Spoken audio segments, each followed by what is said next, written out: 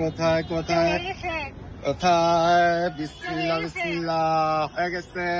পাতাল সাহেব মুন্সিগঞ্জ সিরাজদিখান থেকে বলছি। এটা আমার ভিসা। আমি ইমরান দেওয়ান, মুন্সিগঞ্জ জেলার সিরাজদিখান মালখানগর থেকে। এই হচ্ছে আমার ভিসা। এই যে আমার সাদা পাসপোর্ট, ওই যে আমার ভিসা, সেই কাঙ্ক্ষিত ভিসা। আর কতকাল নিজের প্রতিবেশীদের সফলতা দেখে যাবেন? এখন সময় আপনার স্বপ্ন পূরণ করার।